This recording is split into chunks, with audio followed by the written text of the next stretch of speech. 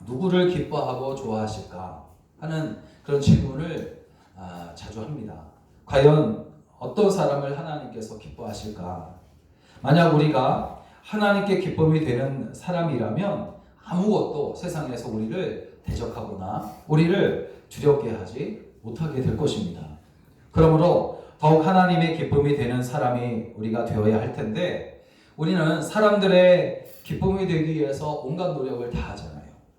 많은 지식을 쌓으려고 하며 많은 물질을 가지려고 하고 뭔가를 더 많이 알려고 하고 1등이 되려고 하며 될 수 있으면 약점 잡힐 일은 않거나 들키지 않으려고 애를 씁니다. 그래서 때로는 진짜 자신을 감추려고 그럴듯하게 자기 자신을 포장하기도 하고 적당한 거짓말도 필요하다 그렇게 말하기도 합니다. 그렇게 해서라도 사람들이 기뻐하는 사람이 되기를 원하는 겁니다. 그렇지만 우리 하나님께서 기뻐하시는 사람이 되기 위해서는 정직해야 된다는 것을 알 수 있어요.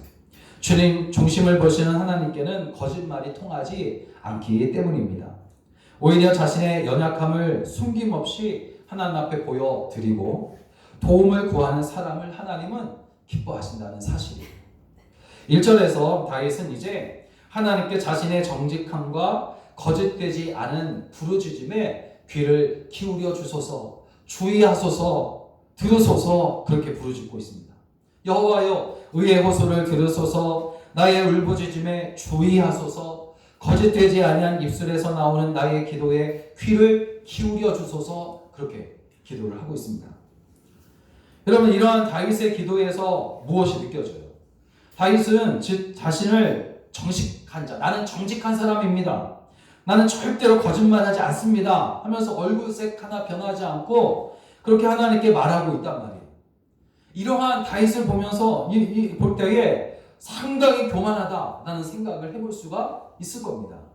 그리고 실제로 다윗이 한 이 말을 보면 그는 영락 없이 교만한 사람이에요. 우리가 볼 때에는 누가 하나님 앞에서 자신 있게 자신이 정직하다고 그렇게 말할 수 있겠습니까? 에레미야 17장 9절에 보니까 만물보다 거짓되고 부패한 것이 인간의 마음이라고 했는데, 이것을 누구보다도 잘할 것 같은 다윗이 자신을 이처럼 신뢰할 수 있다는 것이 잘 믿어지지가 않는단 말이에요. 나는 정직합니다 하나님, 나는 거짓말하지 않습니다 라고 말하는 다윗의 이 말이, 이 고백이 믿어지지가 않아요. 그 누구보다도 겸손한 사람인데, 그러므로 우리가 보기에 다윗은 지금 아주 교만한 상태에 있다고 할 수 있습니다. 그렇지만 과연 다윗이 정말 교만해져서 자신 정직하다는 말을 하나님께 하고 있는 것일까? 그렇지 않단 말이에요. 만약에 다윗이 교만한 마음을 가지고 말했다면, 정말 교만한 자만한 마음을 가지고 이렇게 말했다면 오늘 17편은 성경에 포함되지도 않았을 것입니다. 그의 노래가 성경에 있다는 것은 그의 말이 교만함에서 비롯되어진 것이 아니라는 것을 증거하고 있어요. 다윗은 지금 교만한 상태에 있지 않습니다. 그는 자기가 죄인이 아니라는 입장에서 이 말을 하는 것이 결코 아니에요. 그는 한 번도 자신이 죄인이 아니라는 생각을 한 일이 없습니다. 그는 다만 하나님 앞에서 정직하고 진실되게 살고자 노력하였다는 것을 말하고 있을 뿐이에요. 다윗은 한평생 하나님 앞에서 정직하게 살고자 막 애썼던 사람이 다윗이에요. 특별히 죄에 대해서 그는 정직했던 사람입니다. 그러므로 여기서 정직하다는 말, 다윗이 나는 정직합니다, 거짓말하지 않습니다 라고 하는 것은 그가 교만해서, 진짜 정직해서, 진짜 정말 거짓말을 하지 못해서 그렇게 말하는 것이 아니라, 자기의 의에 대해서 정직한 사람이 아니라 자기의 죄에 대해서 정직하다, 그런 말입니다. 하나님, 저는 죄인입니다, 저는 정말로 부족한 자입니다, 정말 하나님, 저는 주님 앞에서, 하나님 앞에서 머리를 들 수 없는 그런 정말 죄인 중에 죄인입니다 라고 말하는 것을 숨기지 않았다라는 의미에서 그는 정직하다, 그런 겁니다. 그가 지었던 죄 중에 하나는 정말 파렴치한 범죄였어요.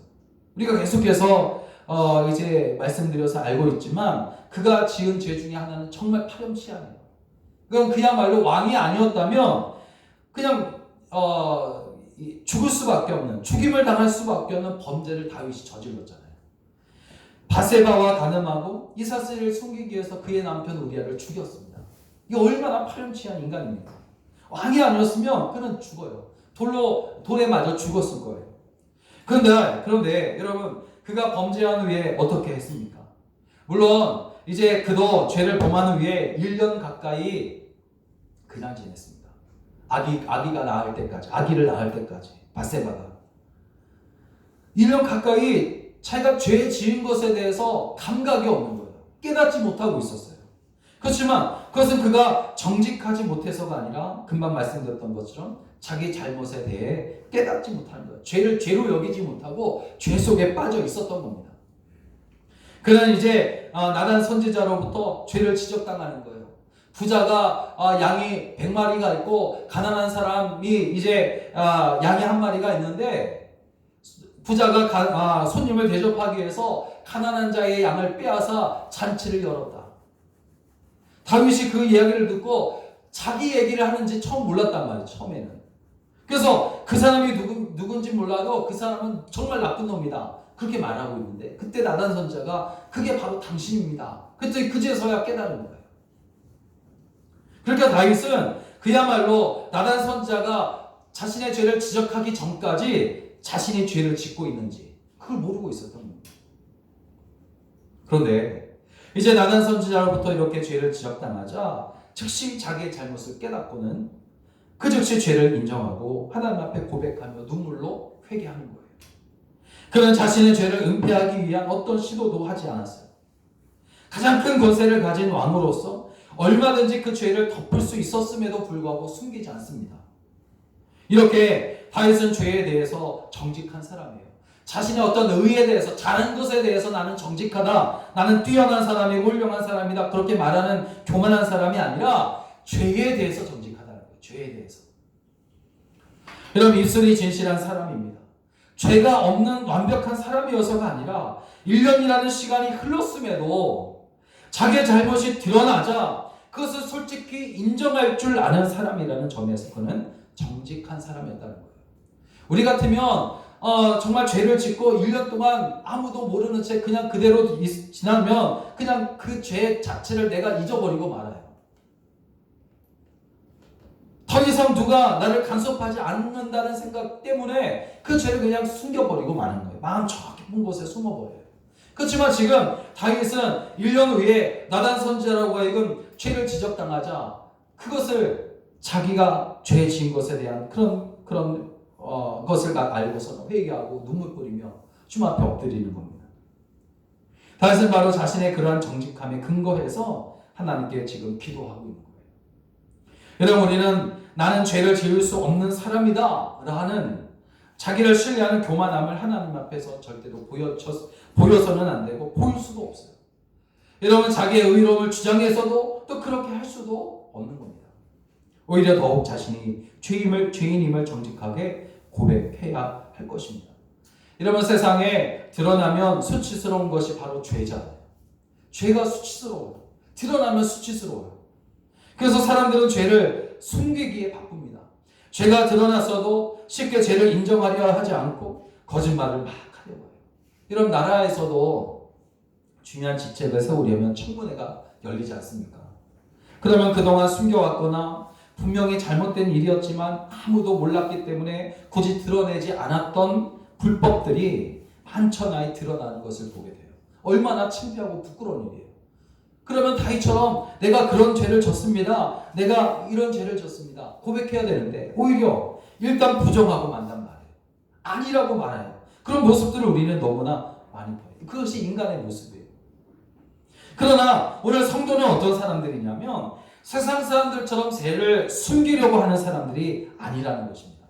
죄를 인정하는 사람이요, 수치스러울지라도 정직하게 고백하는 용기 있는 사람이 바로 성도인 줄로 믿습니다. 그리고 하나님과 사람 앞에 용서를 구하는 사람이에요. 그렇게 해야만 하나님 앞에 우리가 당당히 설 수 있다는 것을 알기 때문입니다. 하나님은 우리가 정직하게 자기의 죄를 인정하고 고백하면 용서하시는 분이에요. 우리가 죄를 가지고 주님 앞에 나오기까지가 오래 걸릴 뿐 용서를 구할 때에 바로 그 자리가 죄사함을 받는 자리가 되는 줄로 믿으시기 바랍니다. 다윗이 그랬잖아요. 1년 동안 자기 죄를 가지고 하나님 앞에 나오지 못했어요. 기다 말이에요. 그러나 나단 선자가 지적하는 바로 그 신가, 그 자리가 그가 용서받는 자리였어요. 회개하니까 그 자리에서 용서를 받잖아요. 그러므로 먼저 죄에 대해 우리는 정직해야 합니다. 그래야만 용서받고 주의를 당당하게 기쁨으로 할 수 있기 때문입니다. 사도행전 3장 19절을 보니까 그러므로 너희가 회개하고 돌이켜 너희 죄 없이 함을 받으라. 이같이 하면 유쾌하게 되는 날이 주 앞으로부터 이를 것이다. 할렐루야. 정말 주님 앞에 회개하고 죄사함을 받으면 그 순간부터 평화가 시작된다는 거예요. 기쁨이 시작된다는 겁니다. 요한일서 1장 9절에서 만일 우리가 우리 죄를 자백하면 그는 미쁘시고 의로우사 우리 죄를 사하시며 모든 불의에서 우리를 깨끗하게 하실 것이다. 그렇게 말씀하고 있어요. 여러분, 하나님 앞에서 정직함으로, 특별히 죄에 대하여서 정직함으로 하나님께 나의 기도에 귀를 기울이소서, 들으소서, 주의하소서 당당하게 말하게 되시기를 주의 이름으로 축원합니다. 그렇게 될 때에 첫째, 하나님은 따스합니다. 하나님은 정직한 나의 기도를 들으신다. 할렐루야. 죄에 대해서 정직하며 그래서 주님 앞에 엎드려 기도할 때에 우리 하나님은 들으시는 거예요. 정직한 자의 기도를 기뻐하신다고 그랬어요. 1절에서 여호와여 들으소서, 나의 부르짖음에 주의하소서, 거짓되지 아니한 입술에서 나오는 나의 기도에 귀를 기울이소서 기도한단 말이에요. 잠언서 15장 8절을 보니까 악인의 제사는 여호와께서 미워하셔도 정직한 자의 기도는 그가 기뻐하시느니라. 그렇게 말씀하고 있어요. 여러분, 다윗은 자신의 정직함에 근거해서 하나님께 자기의 기도를 들으시도록 호소하고 있는 겁니다. 그렇다면 여러분, 왜 다윗은 자신의 정직함을 근거로 기도하고 있는 것일까? 다윗의 기도의 근거를 다윗은 그 기도의 근거를 다른 것에서 충분히 찾을 수 있었을 것입니다. 하나님을 위해서 바친 많은 예물에서도 찾을 수 있었을 것이고, 또 하나님께서 기름 부어 세워주셨으니 들어주십시오. 그렇게 당당하게 기도의 근거를 거기에서 찾을 수도 있었을 거예요. 찾아보면 그는 하나님께 기도의 근거로 삼을 수 있는 것이 참 많았을 겁니다. 그러나 다윗은 다른 무엇보다도 자신의 정직함에 근거하여 기도하고 있어요. 그 이유는 하나님은 정직한 자의 기도를 들으시기 때문이에요. 금방 말씀드렸던 것처럼 잠언서 15장 8절에 보니까 악인의 제사는 여호와께서 미워하셔도 정직한 자의 기도는 그가 기뻐하시느니라. 여러분, 악인의 제사는 정직한 자의 기도에 비하여 겉으로 보기에는 화려하고 멋있어 보여요. 많은 물질을 제단에 올려놓는 것이 이런 맨손으로 드리는 기도보다는 훨씬 나아 보이기도 할 겁니다. 그런데 하나님은 아무리 화려하고 대단해 보여도 그것이 악인의 제사라면 미워하신다. 드릴 것이 하나도 없지만 눈물로 회개하며 통회하는 마음으로 드리는 정직한 자의 기도와 그 예배를 하나님은 기뻐하시는 줄로 믿습니다. 왜냐하면 하나님은 정직하시고 악과 거짓을 미워하시기 때문에. 여러분, 하나님이 우리처럼 무엇이 부족한 분이 아니잖아요. 하나님은 모든 것에서 충만하시고 언제나 충만하시고 정말 부족하셨던 적이 한 번도 없으셨던 분이 하나님이세요. 이 세상 모든 것을 하나님께서 다 지으셨단 말이에요.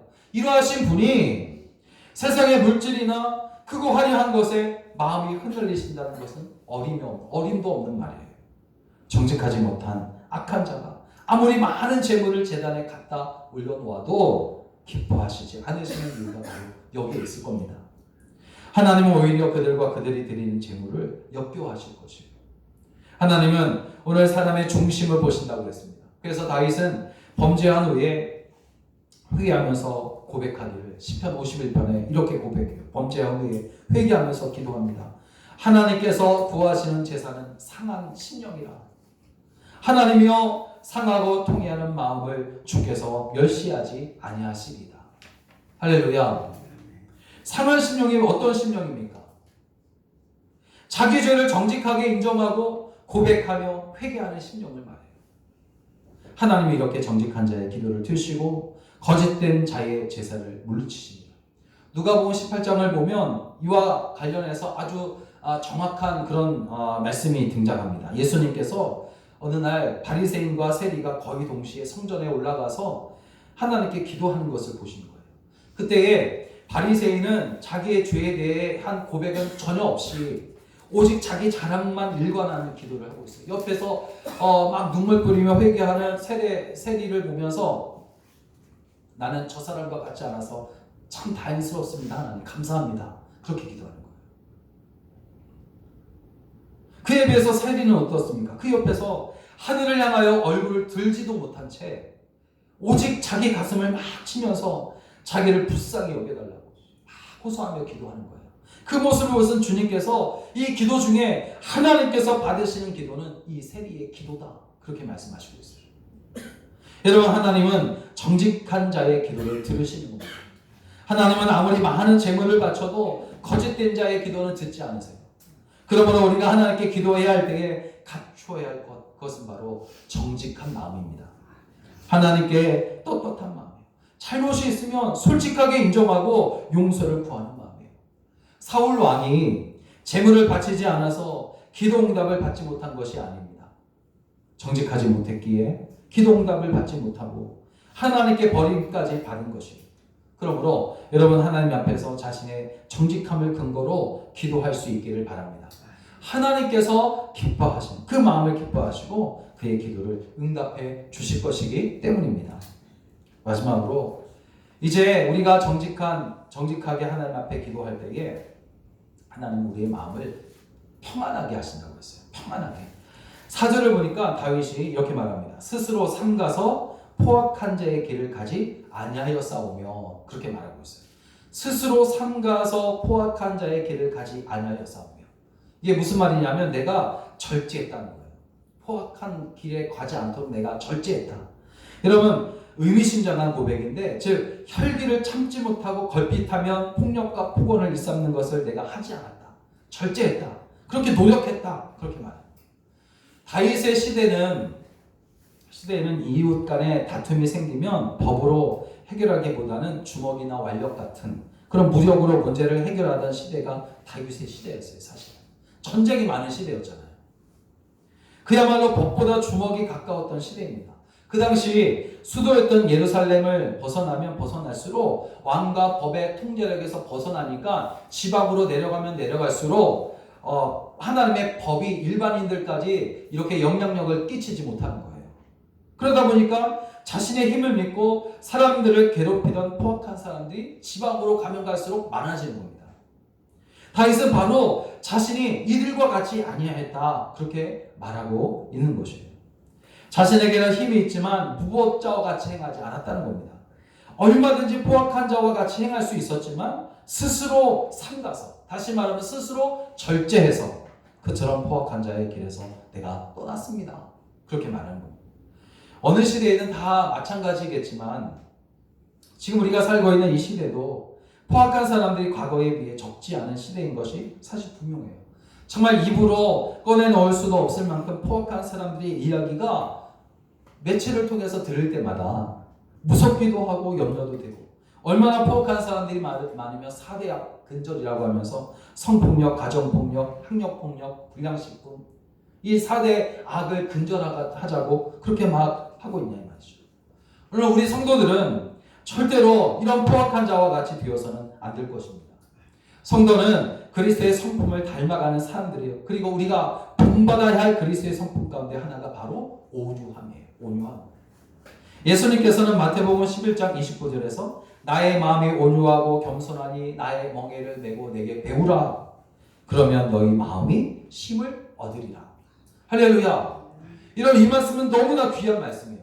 나의 마음은 온유하고 겸손한, 우리는 주님의 마음을 닮아야 돼요. 겸손하고 온유한 마음, 그 마음을 내가 닮아야 되겠다 그렇게 말하지만 뒤에 말씀은 잘 생각해 못해요. 그리하면 너희 마음이 쉼을 얻으리라. 그러니까 다시 말하면 우리의 마음이 온유하고 겸손하면 쉼을 얻는다는 겁니다. 쉼을 얻을 수 있어요. 평안해진다는 말이에요. 온유하고 겸손한 마음을 배우라고 말씀하셨고, 주님은 본을 보셨어요. 그런데 이런 이 말씀에서 중요한 것을 우리는 깨닫잖아요. 금방 말씀드렸던 것처럼 마음이 온유하지 못하면 힘을 얻지 못한다는 거예요. 반대로 마음이 온유하고 겸손하면 힘을 얻을 수 있다는 것입니다. 마음을 부드럽게 하지 못하고 여유를 갖지 못하는 포악한 자는 그래서 마음의 안식과 힘을 얻을 수 없어요. 항상 눈치만 보고 항상 불안해하고 항상 누가 나에게 뭐라고 말할까봐 화 먼저 내려고 준비하는 상태예요. 그게 바로 포악한 자의 모습이에요. 마음이 포악한 자는 예수님과는 멀고 마귀에게는 가까워져서 쉽게 혈기를 부린다는 그런 특징이 있습니다. 그런데 심리적으로 그들이 이렇게 포악하여 분노하는 것은 무의식 중에 있는 열등의식에서 비롯된다라고 그렇게 말합니다. 얕보거나 정말 다른 사람과 비교하여 자신의 모습에 자신이 없기 때문에 누가 조금이라도 나를 얕보기만 하면 얕보거나 무시한다는 그런 느낌을 받으면 그 즉시 화를 참지 못하고 포악한 성질을 드러내게 된다는 거예요. 그래서 포악한 자의 모습이에요. 그러니 마음이 쉼을 얻을 수가 없는 겁니다. 쉴 수가 없으니 마음은 항상 지쳐버리고 병들어지게 된다는 거예요. 여러분, 성도는 삶에 지친 사람들이 쉬어갈 수 있는 마음의 여유와 부드러움을 가지고 있어야 합니다. 그것이 곧 그리스도의 예수의 성품이요 마음이기 때문입니다. 여러분, 이렇게 예수님의 마음을 닮아가는 사람들에게는 진실한 친구와 동역자들이 함께 하게 되어 있습니다. 사람들은 온유한 성도를 통해서 마음의 쉼을 얻고 그와 가까이 하기를 원하기 때문이에요. 그리고 그 가운데서 진정한 그리스도의 평화를 갖게 되는 겁니다. 그러나 여러분, 자신의 혈기를 참지 못하고 그대로 발산하는 포악한 자들은 여유는커녕 다른 사람들을 받아들일 수 있는 마음속에 작은 공간도 소유하지 못하는 거예요. 사람들 앞에서는 막 웃을지는 몰라도 뒤돌아서면 인상을 찌푸리며 불편해하는 거예요. 그래서 잠언서 16장 32절에 노하기를 더디하는 자는 용사보다 낫고 자기의 마음을 다스리는 자는 성을 빼앗는 자보다 나으니라. 여러분, 그리스도의 평화를 이루기 위해서 스스로 삶과 혈기를 누르고 예수님을 보며 마음의 여유와 온유함을 가지게 되시기를 주의 이름으로 축복합니다. 다윗도 4절에서 스스로 삼가서 포악한 자에게를 가지 아니하였나이다. 그렇게 고백하고 있어요. 포악한 자가 되지 않게 해서 절제하고 노력했다는 겁니다. 여러분, 성숙한 그리스도인은 누가 시켜서 억지로 하는 사람이 아닙니다. 하나님의 말씀을 들으면 그 말씀을 깨닫고 말씀대로 순종하는 사람입니다. 겸손히 행하라는 말을 듣지 않아도 스스로 겸손히 행하는 사람입니다. 주일 성수하며 기도하고 복음을 전하라고 누가 권면하지 않아도 스스로 지키고 따르는 사람입니다. 그게 성숙한 그리스도인이에요. 그래서 우리 교회는 특별이라는 말이 없어요. 특별 새벽 기도회, 특별 금요 기도회, 뭐 이런 말을 저도 별로 안 좋아하고 또 그렇게 되기를 원치 않아요. 특별 새벽 기도회가 왜 필요합니까? 우리가 열심히 자발적으로 최선을 다해서 기도하고 함께 예배드리고 마음과 뜻과 정성을 다해서 경배하면 되는 거지, 특별히 그날만 하라는 거 아니잖아요. 원래 우리 1년 내내 특별한 날이 되시기를 주의 이름으로 축원합니다. 베드로전서 5장 2절을 보면 너희 중에 있는 하나님의 양 무리를 치되 억지로 하지 말고 하나님의 뜻을 따라 자원함으로 하며 더러운 이득을 위하여 하지 말라. 그렇게 말씀해요. 여러분, 사랑하는 여러분, 하나님은 마음이 정직한 자를 기뻐하십니다. 자신의 의의를 드러내기 위한 정직함이 아니라 오히려 죄인임을 고백하며 은혜를 구하는 사람이 정직한 사람입니다. 이렇게 정직하게 행하게 될 때에 하나님은 정직한 자의 기도를 들으시고 응답하십니다. 또한 정직한 사람은 그의 마음이 온유하고 겸손한 사람이에요. 그 마음이 온유하고 겸손한 사람은 하나님께서 주시는 은혜로 평안함으로 그 복을 누리게 될 줄로 믿습니다.